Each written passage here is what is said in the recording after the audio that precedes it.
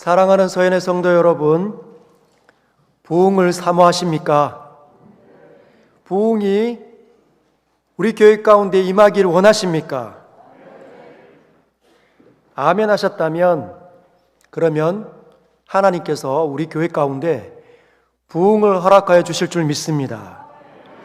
부흥이 일어날 거라고 저는 생각이 듭니다. 세 가지 이유에서 우리 교회 가운데는 반드시 부흥이 허락될 겁니다. 첫 번째, 제가 이 교회 가운데 왔기 때문입니다. 여러분, 저는 부흥을 열망합니다. 하나님께서 임재하시는 것을 기대합니다.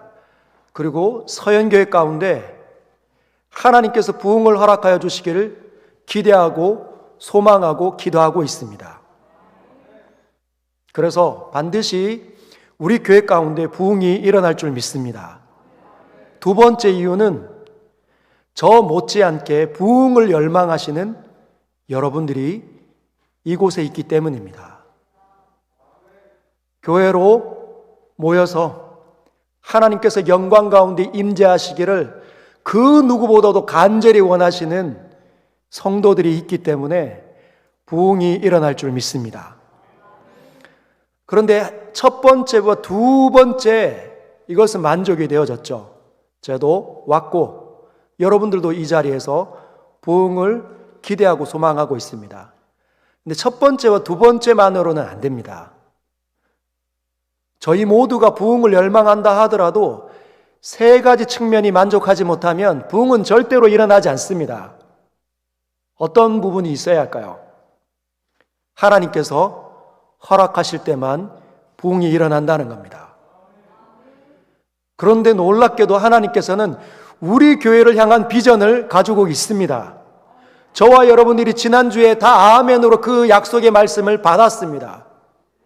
사도행전 6장 7절의 말씀입니다. 우리 같이 한번 읽어볼까요? 시작. 하나님의 말씀이 점점 왕성하여 예루살렘에 있는 제자의 수가 더 심히 많아지고 허다한 제사장의 무리도 이 도에 복종하니라. 할렐루야. 우리 모두는 아멘으로 받았습니다. 우리 교회를 향한 하나님의 거룩한 뜻으로 받았다는 거죠. 그러면 그 일이 아멘으로 받는 사람들에게 일어난다는 겁니다. 여러분 믿으십니까? 에이, 그냥 하나님께서 하신 말씀인데 뭐 우리가 아멘 한다고 됩니까? 된다는 거예요. 주님이 또 다른 곳에서 약속을 해 주셨습니다. 잠언 8장 17절 한 절입니다.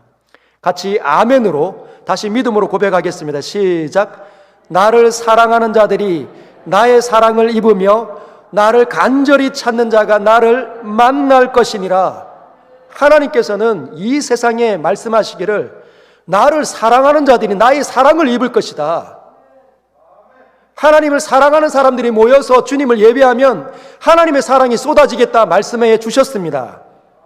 그리고 간절히 찾는 자들, 나를 간절히 찾는 자들이 있다면 그들은 내가 만나줄 거라는 거죠. 하나님은 숨어 계시는 것 같이 보이지만 절대로 숨어 있지 않습니다. 숨어 계시지 않습니다. 하나님을 간절히 찾으면 하나님께서는 언제나 자비로움으로, 선함으로, 은혜로 다가오신다는 것이죠. 주님께서 비전을 주셨습니다. 예루살렘, teaching of city, teaching of shalom. 샬롬의 도시라고 알려져 있는 예루살렘이 이제 교회가 제대로 세워지자 이전에 없었던 샬롬이 나타났습니다. 근데 우리 교회를 세우는 목적도 대구 땅의 샬롬을 가르치기 위함입니다. 하나님의 샬롬을 입은 사람들을 통해서 샬롬이 무엇인지 세상에 보이고 싶어하는 하나님의 원대한 비전, 그분의 꿈이 저와 여러분들을 통해서 아멘으로 받는 사람들을 통해서 나타나게 되리라 믿습니다. 이 대구 땅에 예루살렘의 제자의 수가 더 심히 많아진 것처럼 이 대구 땅에 자기밖에 없다고 생각하고 이 땅이 전부인 것처럼 살던 그 사람들에게 충격이 가해지는 거죠. 나도 이제 예수 믿겠다. 나도 이제 엉터리 같은 삶을 끝내고 싶다. 나에게 예수를 가르쳐 주라. 이런 일이 일어나게 되리라 믿습니다. 그리고 안티 크리스찬들, 예수님 하면 경계하고 기독교 하면 막 치를 떨던 사람들이 교회 하면 모든 헌담을 허물들을 다 찾아서 계시하고 싶고 알리고 싶어 하는 그 사람들이 교회 안으로 들어오게 되는 거죠. 여러분, 꿈을 꿔주시길 부탁드립니다. 부흥을 사모하시길 바랍니다. 우리가 축 늘어져 있으면 안 됩니다. 부흥이 임하면, 하나님의 약속이 임하면 우리 모두는 살아나게 됩니다. 꿈틀꿈틀거리는 거죠. 낙지가 그 다리에 힘을 발휘하는 것처럼. 그것이 리바이벌, 부흥입니다. 우리 교회는 점점 하나님의 말씀이 왕성해질 겁니다. 여러분, 주보에 보면은 중간쯤 보면 3면 4면입니까? 4면 5면에 보면 묵상 노트, 목장 모임 나눔지가 있습니다. 혹시나 오늘이 시간이 안 되시는 분들은 집에 가셔서 사랑하는 아내와 자녀들과 함께 이 말씀을, 오늘 들은 말씀을 기억하면서 말씀을 나눠 보십시오. 그리고 목장 모임이 가능하신 분들은 최선을 다해서 말씀 나누는 일에 여러분의 시간을 사용해 주시길 바랍니다. 그러면 말씀이 점점 강해지는 거죠. 말씀이 점점 강해지면 우리의 영혼이 살아나게 되어져 있습니다. 우리 교회가 살아나게 되어져 있습니다. 이번 주부터 신앙훈련학교가 시작됩니다. 오늘까지 신청자를 받습니다. 묵상 기초반 제가 명단을 달라 해서 보았더니 젊은 사람들이 결심을 하고 목요일날 저녁 준반에 신청을 많이 했더라고요. 여러분, 젊은이들이 아이들을 이제 막 키우는 그 젊은이들이 시간을 잘 내기가 어렵습니다. 교회 현장에 나와서 양육을 받기가 굉장히 어렵죠. 왜? 자기의 직장이 벌써 자기 위치가 높지 않기 때문에 상사의 눈치를 봐야 하고 그 과중한 업무에 시달리기 때문에 시간을 내는 게 굉장히 어렵습니다. 그런데도 그들이 결심했습니다. 직장에서 하든지 아니면 집에서 하든지 줌으로 만나서 한 주 동안 말씀 묵상한 것을 나누고 또 배우는 일, 그들이 하겠다 결심을 했습니다. 묵상 심화반, 여러분 도전해 주십시오. 그리고 마더와이즈, 내가 엄마로서 또는 아내로서 과연 제대로 하고 있는가? 지난 학기에는 권사님들, 나이 많으신 집사님들이 하셨습니다. 얼마나 좋아하는지 모릅니다. 이번에 약 30명 가까운 사람들이 신청을 했습니다. 교사대학, 그리고 기독교 윤리. 여러분, 하나님의 말씀이 기본 아닙니까? 기준이잖아요. 근데 그 하나님 말씀을 기준 삼았는데 생각외로 이 말씀을 적용하기가 어렵습니다. 상황에 따라서 어떻게 적용을 해야 되는지 그것을 분별하고 가르치는 학문이 기독교 윤리입니다. 혹시나 궁금하신 분들은 지원하십시오. 조직신학. 여러분, 조직신학이라는 말은 Systematic Theology, 즉 시스템을 갖추게 만들어준다라는 뜻입니다. 많은 성도들과 이야기하면 생각외로 하나님을 아는 지식들이 있어요. 하나님에 대해서, 성부에 대해서, 성자에 대해서, 교회에 대해서 여러 가지를 알고 있는데 이게 파편적인 겁니다. 근데 그 파편적인 지식들을 쭉 모아서 체계화시키는 학문이 바로 조직신학입니다. 교리들을. 그래서 어떤 분들은 이쪽에 있는 교리와 저쪽에 있는 교리를 알고 있는데 가끔씩은 이 교리들이, 이 진리가 부딪히면서 이해가 안 된다 말씀하시는 분들이 계세요. 그러신 분들은 조직신학을 신청하셔서 배우십시오. 말씀이 점점 왕성해지면 분별력이 생기고 시야가 넓어지고 할 수 있는 것들이 훨씬 더 많아진다는 거 꼭 기억하시길 바랍니다. 그래서 말씀이 점점 이 봄에 모든 죽어 있는 것처럼 보였던 말라 빠진 그 가지에 다시 새순이 돋는 것처럼 우리 모두에게도 새 바람, 새 생명의 놀라운 일들이 일어나기를 주님의 이름으로 축복합니다. 그래서 오늘은 그 말씀, 우리 모두를 살려내는 부흥을 가져다주는 그 말씀의 위력에 대해서 2주 동안 더 알아보려고 합니다. 어떤 예수님 안 믿는 사람이 있었습니다. 교회도 안 다니는 거죠. 그래서 주변의 사람들이 아이고 그렇게 살지 좀 말고 욕심 좀 그만 부리고 성질만 자꾸 내지 말고 교회 좀 다녀봐요. 나에게 강조하지 마세요. 나에게 강요하지 마세요. 믿고 싶으면 당신이나 믿어요. 이렇게 말하는 사람이 있었는데 이 사람이 등산을 간 겁니다. 그리고 등산을 여러 번 다니니까 옷도 갖추고 장비도 갖추고 예전에는 그냥 길만 다니다가 이제는 어떤 길을 도전을 할까요? 울퉁불퉁한 바위길을 도전하는 겁니다. 그리고 거기에 뭐 쇠사들 달려있고 줄 달려있는 그런데 막 도전하려고 하는 거예요. 그러다가 어느 날 손이 미끄러지고 신발이 미끄러져서 쭉 미끄러서 낭떠러지로 막 쭉 내려가는 겁니다. 본인도 하고 위에서도 큰일 난 거죠. 쭉 미끄러지다가 허우적거리다가 팍 잡았는데 나뭇가지 하나 잡았습니다. 그리고 입에서 쫙 터져 나오는 소리가 하나님 아버지, 하나님 아버지. 하나님을 아버지라 부른 적이 없는 사람이 어디서 주워 들은 건 있어가지고 하나님 아버지 한 겁니다. 그러면서 하나님 이번만 살려주시면 교회 다닐게요. 이번만 도와주시면 착하게 살겠습니다. 이런 말을 합니다. 하나님 아버지가 안 나오면 뭐가 나올까요? 부처님 나오는 거죠. 부처님도 안 나오는 사람은 삼신할매 하는 겁니다. 여러분, 왜 사람들은 그 위급한 일을 경험할 때 갑작스럽게 신을 찾을까요?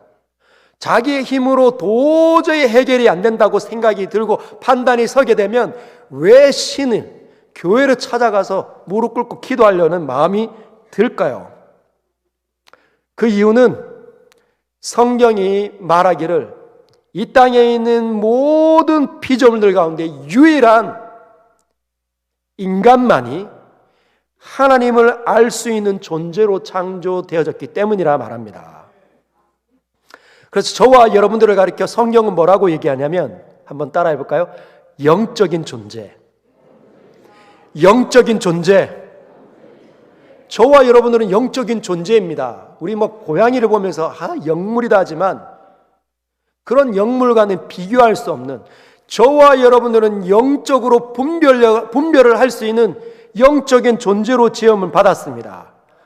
로마서 1장 18절과 19절에 이렇게 되어져 있습니다. 제가 읽겠습니다.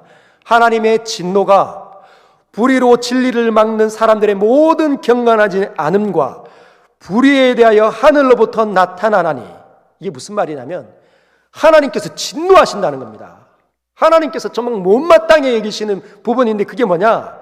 불의한 사람들, 죄악을 먹고 마시며 거짓말하며 탐욕스러운데도 불구하고 그치지 않는 사람들을 향하여서 하나님 진노를 쏟아내시는데 인간들이 깨달을 수 있다는 거예요. 이는 하나님을 알만한 것이 그들 속에 보임이라. 하나님께서 이를 그들에게 보이셨느니라. 사람들이 영적인 존재로 창조되어졌기 때문에 죄악을 먹고 마시다가 위기가 찾아오면 아이고야, 신이 진노하나 보다. 그래서 교회 안 다니는 사람도 나뭇가지를 탁 잡다가 뭐라고 부른다고요?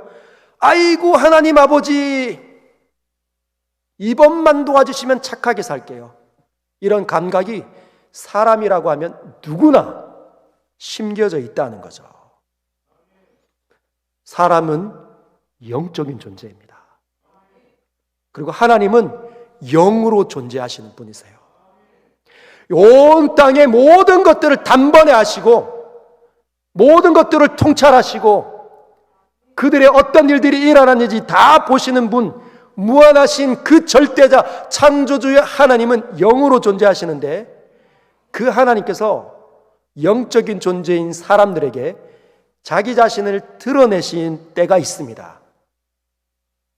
영으로 계신 하나님이 영적인 우리에게 그분을 나타내실 때가 있다는 거예요. 그걸 계시라고 합니다. 계시. 여러분, 이 계시라는 단어는 헬라어, 그리스 언어로 이런 말이 쓰여져 있습니다. 한번 따라 읽어볼까요? 자막을 보여주시죠. 아포칼립시스. 아포칼립시스. 이게 영어로는 revelation. reveal 하면 드러내다는 뜻인데 이게 명사형이 되면 revelation, 드러나대요. 그게 계시란 뜻입니다. 아포칼립시스는 이런 거죠. 하나님께서 자신을 사람들에게 보여주시다. 하나님께서 자신의 생각과 뜻을, 자신의 의도를 사람들에게 알려주시다가 아포칼립시스란 뜻입니다. 근데 이 단어는, 이 아포칼립시스라는 이 단어는 우리가 커튼을 열어 젖힐 때 사용하는 단어하고 똑같습니다. 여러분, 커튼을 열어보셨습니까? 집에 커튼이 없습니까? 혹시나 여러분 여행을 가보신 적 있습니까? 자녀들과 함께 또는 부모님들과 함께 어디요? 제주도 여행을 가보면 숙소에 도착했을 때 제일 먼저 하는 게 뭐예요? 커튼을 촥 여는 거죠. 왜 엽니까? 그 호텔의 바깥에 있는 광경이 얼마나 아름다운지 보고 싶어 하는 거예요. 또는 저 해운대 아니면 서울에 그 광화문에 있는 그 호텔에 갔을 때 밤에 도착했을 때 커튼을 촥 엽니다. 왜 하는 거죠? 그 밤에 있는 야경이 얼마나 예쁜지를 보고 싶어 하는 거예요. 문제는 그 야경이 또는 그 대자연의 광경이 바다가 예쁜 제주의 바다가 커튼을 열기 전에도 있었습니까? 없었습니까? 있었어요? 없었어요? 있었다는 거예요. 이미 있었는데 커튼이 쳐져 있기 때문에 호텔에 도착한 사람들이 볼 수 없었다는 거예요. 마치 그런 것처럼 하나님께서 계시하시다, 하나님께서 열어주시다, 이런 건 뭐냐면 하나님께서 원래 누구신지, 하나님 원래 존재하시고 영원 전부터 영원까지 계시는 분이신데 사람들의 눈이 가려져 있기 때문에 볼 수 없었던 겁니다. 모른다는 거죠. 하나님이 누구이신지.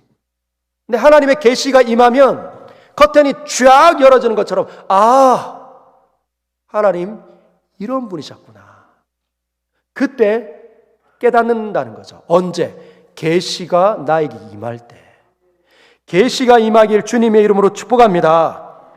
어떤 사람들은 이렇게 생각합니다.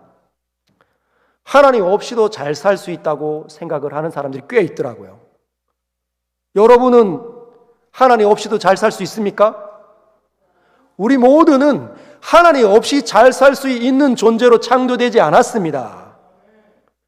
저와 여러분들은 잘 살 수 있는 것처럼 보이지만, 지금 잘 살고 있는 것처럼 보이지만 문제가 없기 때문에 입을 다물고 있으니까 멀쩡해 보이고 좋아 보이지, 입을 열기만 하면, 상황과 어려움이 닥쳐서 입이 열리기만 하면, 내 있는 이 환경이 깨뜨려져서 아내와 다툼이 일어나면 어떤 말이 일어나는 거죠? 말이 잘 살 수 있다고 생각했던 내가 그 순간 즉시로 망가지는 일이 일어나는 거죠. 입에서 뭐가 나갑니까? 불 같은 말이 쏟아져 나가요. 불덩어리가 막 튀어져 나가는 겁니다. 이 불을 맞는 아내가 홀라당 다 타는 거예요. 사랑하는 성도 여러분, 목사의 입에서 불이 나가면 누가 탑니까? 예, 사모님이 다 탑니다. 타는 일이 있었을까요? 없었을까요? 있었다는 거죠. 여러분, 우리는 우리의 자존심이 조금만 무시당하거나 상처가 입힌다고 생각이 들면 자꾸만 그 사람을 생각나는데 미워하고 싶은 거예요. 자꾸만 이야기하고 싶어요. 누구 붙잡고 그 사람에 대해서 자꾸 헌담하고 싶어 합니다. 이 험을 찾고 저 험을 찾고 옛날 이야기하고 계속적으로 증폭을 시켜나가는 거예요. 미움을 막 극대화시킵니다.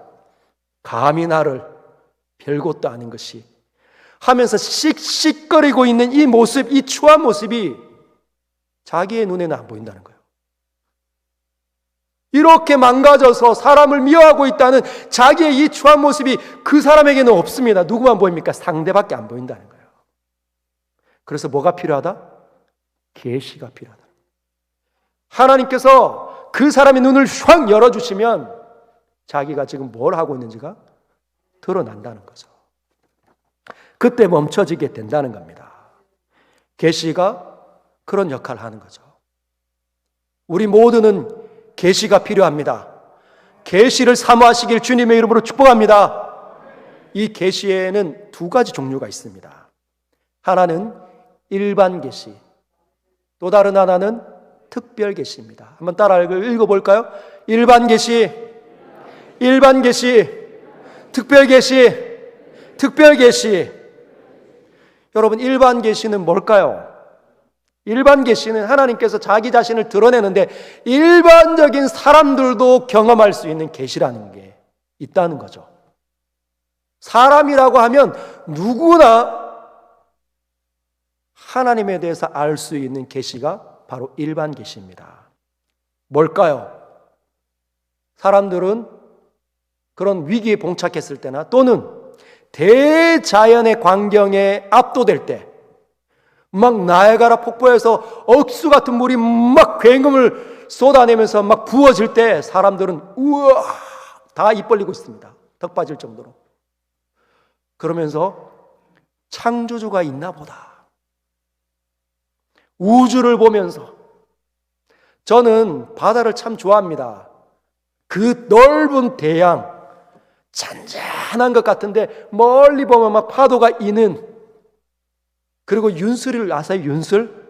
그 파도의 물결에 부딪히는 그 햇볕 찬란한 그 빛남, 그 어떤 보석바다도 얼마나 빛이 나는지 윤슬 보는 거. 그리고 그 윤슬 너머에 위에 푸른 하늘과 그 푸른 하늘에 펼쳐져 있는 그 흰 구름 볼 때 하나님께서 그런 분이시구나, 이런 분이시구나, 이렇게 아름다우시구나, 이렇게 높으시구나, 이렇게 위대하시구나, 나는 아무것도 아니구나. 대양에 그 바다에 얼마나 많은 물들이 갇혀 있는지, 그 능력이 얼마나 뛰어난지 알게 된다는 거죠. 이것이 일반 계시입니다. 로마서 1장 20절 이렇게 되어져 있어요. 창세로부터 그의 보이지 아니하는 것들 곧 그의 영원하신 능력과 신성이 그가 만드신 만물에 분명히 보여 알려졌나니 그러므로 그들이 핑계하지 못할지니라. 이게 무슨 말입니까? 창조로부터 하나님 안에는 보이지 않는 것들이 있습니다. 왜? 그분은 보이지 않으시니까, 영으로 존재하시니까. 그분 안에 있는 신성과 능력을 아무도 측량할 수 없잖아요. 근데 이 신성과 능력이 어디에 분명히 보여집니까? 만물에. 그래서 만물의 그 영광을 보면서 사람들이 핑계할 수 없는 거죠. 왜? 어떻게 해요? 하나님 없다, 이렇게 이런 말 못한다는 겁니다. 최근에 어떤 의사분과 이야기할 기회가 있었는데 그분이 그런 얘기를 하셨습니다. 목사님, 제가 믿는 제 동료들, 의사들 진짜 많은데 의사생활 하다가 종교, 예수 믿는 사람들이 많습니다. 아, 그런가요? 왜 그렇습니까? 사람의 몸을 해부하고 살펴보고 연구하다 보면 사람의 몸이 얼마나 복잡한지, 이 복잡한 모든 체계가 자기가 원하지 않는데도 어떻게 해요? 신묘막측한 방식에서 균형과 저와 질서의 아름다움을 쫓아서 막 움직여가는 거 볼 때 창조주가 없으면 이거는 불가능하다. 그래서 회개하고 예수님 믿는 사람들이 꽤 많다고 합니다. 여러분, 이런 일들이 바로 일반 계시라고 하는 거예요. 여러분들은 저 하늘을 보면서 지금 막 모든 만물이 소생하는 이 봄의 이 광경을 보면서 일반 계시를 통해 하나님 느끼고 있습니까? 그분께 마땅한 그 영광과 존귀와 찬송을 올려드리고 있습니까? 그 일이 일어나기를 주님의 이름으로 축복합니다. 그런데 어떤 성도는 이 일반 계시만을 가지고 신앙생활을 하려고 하시는 분들이 있습니다. 용감하신 거죠. 여러분, 우리는 일반 계시만을 가지고 신앙생활을 할 수 없습니다. 일반 계시는 한계가 많아요. 어떤 한계를 가지고 있을까요? 여러분, 하늘을 쳐다보고 꽃들을 보고 바람을 느낀다 하더라도 그것들이 하나님의 생각을 들려줍니까? 왜 이 세상을 하나님이 창조하셨는지, 나는 왜 이 역사의 시간들 속에서 2000년대를 살고 있는지 여러분 그것들이 알려줍니까? 하나님에서 자각할 수 있는 것들은 보여준다 할지라도, 하나님의 신성과 능력은 보여준다 할지라도 하나님의 생각, 하나님의 의도는 이야기하지 않습니다. 그래서 일반 계시는 한계가 많아요. 그래서 필요한 게 뭡니까? 특별 계시가 필요합니다. 할렐루야! 특별 계시가 필요합니다. 이 특별 계시는 하나님의 생각과 뜻들, 이 세상을 향한 하나님의 모든 생각들을 알려주시는데 누구에게 알려주냐? 특별 계시이기 때문에. 일반 계시는 일반적인 사람이라고 하면 누구나 주어질 수 있지만 이 특별 계시는 특별한 사람들에게만 주어지는 겁니다. 일반 사람들은 경험 못해요. 이 특별 계시를 우리는 성경으로 알고 있습니다. 성경이 바로 특별 계시라는 거예요. 아니 목사님, 특별 계시는 특별한 사람들에게만 주어진다면서요. 하나님 안 믿는 사람도 성경 들고 있는데 그러면 그 특별 계시가 됩니까? 여러분, 이 성경은 아무나 읽을 수 있습니다. 그러나 아무나 읽을 수 있다고 해서 누구나 깨달을 수 있는 게 아닙니다. 오직 특별한 사람들에게만 열리고 해석되어지고 이해되어집니다. 그 답이 디모데후서 3장 17절에 있는데 16절과 함께 읽어보도록 하겠습니다. 디모데후서 3장 16절 17절입니다. 같이 읽겠습니다. 시작. 모든 성경은 하나님의 감동으로 된 것으로 교훈과 책망과 바르게 함과 의로 교육하기에 유익하니 이는 하나님의 사람으로 온전하게 하며 모든 선한 일을 행할 능력을 갖추게 하려 함이라. 여러분 이 17절 잘 보십시오. 이 17절에 성경이 누구를 온전케 한다고 쓰여져 있습니까? 일반 사람들입니까? 아니면 하나님의 사람들입니까? 성경은 오직 하나님의 감동으로 된 이 성경은 하나님의 사람들을 온전하게 하는데 유익한 겁니다. 그 반대를 말하면 일반 사람들은 아무리 읽어도 유익이 없다. 효과가 없다. 성경을 읽으면 어떻게 될까요? 일반 사람들이, 하나님의 사람들이 아닌 사람들은 잠만 온다. 잡생각만 난다. 그래서 아무런 하나님의 이 약속의 말씀, 이 약속의 말씀 때문에 선한 어떤 은혜를 입을 수가 없다. 그래서 변화가 없는 거예요. 교회는 오래 다녀도, 교회를 다니기 전과 교회를 다닌 후와 똑같습니다. 삶이 달라지지 않는다는 것이죠. 하나님의 사람이 아닌 사람들은 이 특별 계시라고 불려지는 이 성경을 갖고 있어도 효과를 전혀 볼 수가 없습니다. 그러나 하나님의 사람은 다릅니다. 온전케 되는 일이 일어난다는 거죠. 온전케 되는 일이 일어난다고 성경은 언급하고 있습니다. 근데 속에서 여러분들 혹시 짜증이 확 올라오진 않습니까? 나는 뭐야? 나는 하나님의 사람이 아닌가?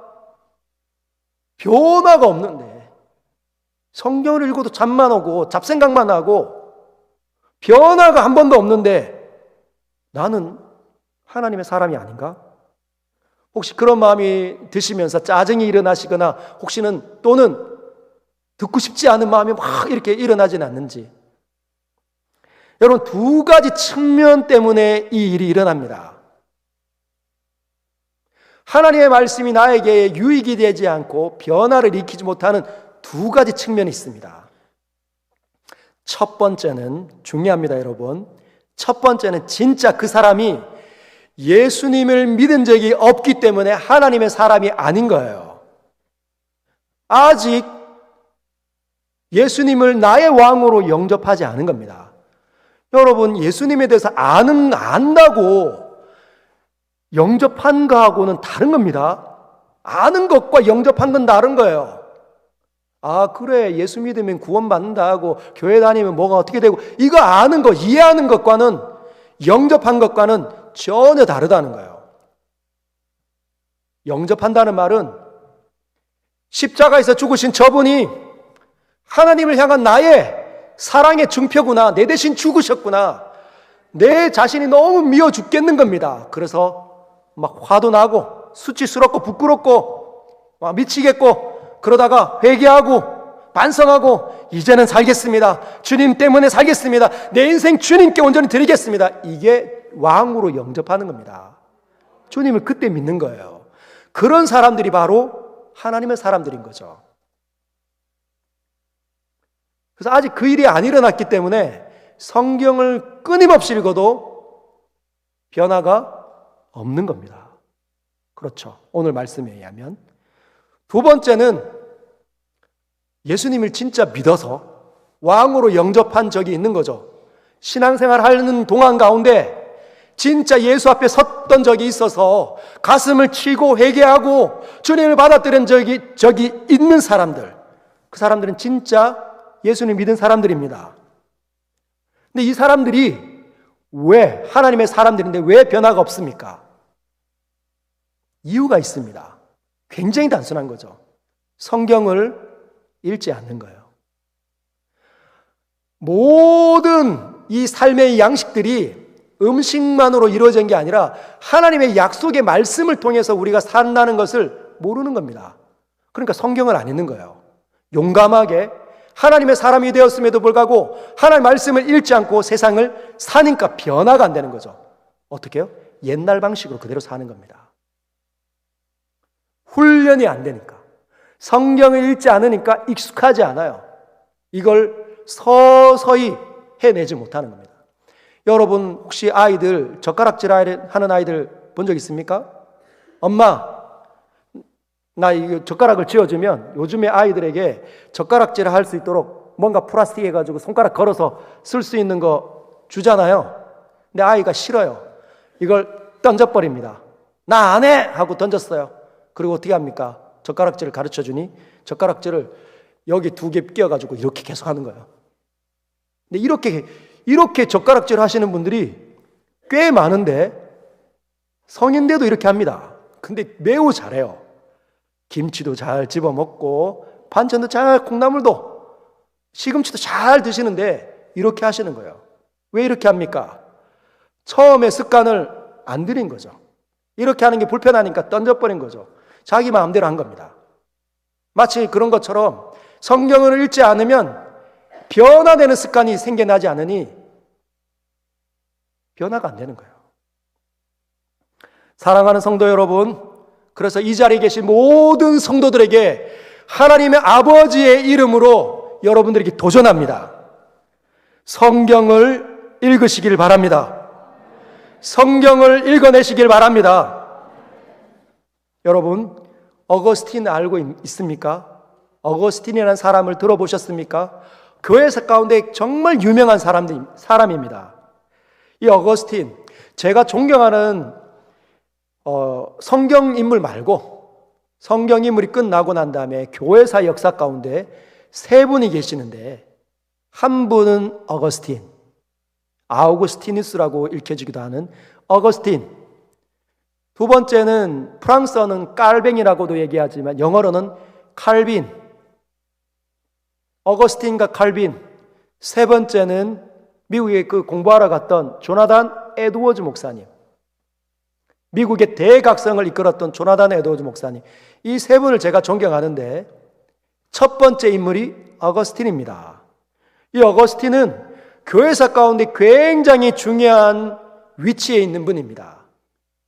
이분의 사상과 이분의 철학 때문에 많은 사람들이 경건하고도 바른 진리 가운데 서게 되었습니다. 근데 이 사람이 태어난 곳이 아프리카 카르타고, 아프리카 카르타고에 태어났는데 어머니가 굉장히 신실한 분입니다. 이름이 모니카. 어머니는 신실하고 정말 하나님을 사랑하는 사람인데 그 어머니 밑에 개망나니 같은 어거스틴이 태어난 거예요. 야이야 좀 일어나 봐라. 우리 경상도 사람들 야이야 좀 일어나 봐라. 입을 좀 거더라. 교회 좀 나와라. 예배 좀 드려봐. 아이고 엄마 알았어요. 좀 이따 갈게요. 근데 안 간 거예요. 근데 이 젊은 시절에 방탕한 삶을 삽니다. 술독에 여자에 빠져서 허랑방탕한 삶을 삽니다. 교회 안 나갔습니다. 그리고 사생활을 만들어내기도 하고. 그리고 그가 빠진 종교가 있는데 마니교. 그럼 마니교 들어보셨습니까? 이 세상이 선과 악의 대립이다. 그렇게 말을 하는 종교가 있습니다. 선하게 살아야 된다. 우리 예수 믿는 기독교와 비슷하지만 달라요. 그들이 추구하는 그 선과 악은 이런 겁니다. 선이 강하면 악이 약해지고 악이 강하면 선이 약해진다. 그래서 선의 반대는 악이고 악의 반대는 선이다. 이렇게 얘기하는데 기독교는 그렇게 얘기하지 않습니다. 어떻게 얘기하죠? 선의 결핍이 악이라는 거죠. 하나님의 사라짐이 악의 양산입니다. 하나님이 없는 곳이 악이 들끓는 곳이에요. 하나님이 임재하시면 악은 물러가게 되어 있습니다. 전혀 다르죠. 근데 이 마니교에 어거스틴이 빠졌습니다. 이 모습을 어머니가 보고 늘 눈물 흘리며 하나님께 기도합니다. 그리고 어느 날 어거스틴이 집에 왔을 때 야이야 그래 살지 말고 밀라노에 있는 암브로시우스라고 하는 그 목사님 설교 좀 들어봐라. 교회 좀 나와가지고 설교 좀 들어봐라. 그랬더니 어거스틴이 그동안의 삶이 엄마에게 너무 미안한 겁니다. 그래서 죽은 사람 소원도 들어준다고 하는데 엄마 소원 한번 들어주자 해서 암브로시우스를 찾아갔어요. 설교를 듣습니다. 근데 들리긴 하는 거예요. 이해도 됩니다. 막 찔리기도 하는 겁니다. 그런데 삶이 진전이 없는 거예요. 삶이 진전이 없습니다. 그래서 늘 추한 정욕에 막 시달리고 막 시기와 질투가 일어나서 자기보다 잘 되는 사람 막 미워 죽겠고 자기보다 못하는 사람 막 업심여기고 싶은 거예요. 그래서 뭐 일만 터지면 걱정하고 두려운 거예요. 그래서 교회 엄마가 말하는 교회 다니느라고 해서 교회에 다니고 설교 들으라고 해서 설교 듣는데 여전히 비참하고 내 인생은 비참한 것 같고 답답한 겁니다. 그래서 어느 날 교회에 앉아가지고 울고 있는 거죠. 하나님, 저는 왜 이렇게 답답한 인생을 삽니까? 저는 왜 이렇게 더러운 이 삶을 끊어내지 못합니까? 하나님, 저를 버리셨습니까? 이렇게 하나님 앞에 눈물로 기도하고 있는데 그 순간 바깥에서 어린아이들이 막 돌치기 하고 고무줄하면서 이야기하는 소리가 들립니다. 노래 소리가 들리는 거예요. 아이들이 이렇게 얘기합니다. 톨레레게 뭐 음을 달았겠죠. 톨레레게 그랬더니 그 아이들의 톨레레게라는 그 소리에 하나님의 음성이 오버랩되어서 가슴에 확 부딪히는 거죠. 어떤 뜻이었을까요? 톨레레게 집어 집어서 읽어라. 그때 옆에 보니까 뭐가 있었어요? 성경책을 열어서 그냥 쭉 읽는데 쭉 읽다가 어느 측면에 눈이 콱 고정됐습니다. 절대로 떼어나올 수 없었습니다. 자석처럼 완전히 빨려 들어가는 구절이 있었는데 그 구절이 로마서 13장 13절과 14절이에요. 같이 한번 읽어볼까요? 어거스틴의 심정으로 로마서 13장 14절과 14절 자막 띄워주시죠. 읽겠습니다. 시작. 낮에와 같이 단정히 행하고 방탕하거나 술 취하지 말며 음란하거나 호색하지 말며 다투거나 시기하지 말고 오직 주 예수 그리스도로 옷 입고 정력을 위하여 육신의 일을 도모하지 말라. 하나님의 음성이 들린 겁니다. 이제 단정히 좀 행동해라. 너의 삶을 내가 싫어한다는 겁니다. 방탕하는 것, 술 취하는 것, 음란한 것, 호색하는 것, 다투는 것, 시기하는 것, 이거 나는 싫어한다. 당장 떠나라는 주님의 소리가 확 부딪히는 거죠. 그리고 오직 주 예수 그리스도로 옷 입어라. 그 사람이 그때부터 달라지기 시작했습니다. 이것이 참회록, 그가 쓴 참회록에 써 있는 내용들입니다. 사랑하는 성도 여러분, 성경을 집어 읽으시길 주님의 이름으로 축복합니다. 그러면 하나님의 말씀이 읽어도 효과가 없는 아직 하나님의 아닌 사람들, 나는 어떻게 해야 되지? 아직 영접한 것이 아닌 것 같은데, 아직까지 내 마음에 부딪힌 적이 없는 것 같은데, 나는 어떻게 됩니까? 그분들은 어떻게 될까요? 성경을 읽어도 이 특별 계시를 아무리 들여다봐도 효과가 없는 그들은 뭘 해야 될까요? 그들도 성경을 집어 읽으시면 됩니다. 15절 한번 읽어볼까요? 디모데후서 3장 15절입니다. 시작. 또 어려서부터 성경을 알았나니 성경은 능히 너로 하여금 그리스도 예수 안에 있는 믿음으로 말미암아 구원에 이르는 지혜가 있게 하느니라. 할렐루야. 무슨 말입니까? 성경은 믿음이 없는 사람들이 그 사람들도 능히 믿음을 갖추게 해서 구원을 이루는 분별력 갖게 한다는 겁니다. 아직 예수님을 바르게 믿지 않는 것 같은, 삶의 변화가 없어서 나는 하나님의 사람이 아닌가 봐 생각하는 사람들도 성경을 집어서 열으십시오. 그리고 읽으십시오. 그러면 온전케 되는 일이 일어난다는 거죠. 여러분, 하나님의 사람이 되면 이 성경은 영향력을 발휘합니다. 온전케 만들어버립니다. 온전케 만든다는 말은 성경을 읽기 전에, 하나님의 사람이 아니기 전에는 일반인으로 태어나서 삶을 살았던 그 모든 순간들은 온전치 않다는 겁니다.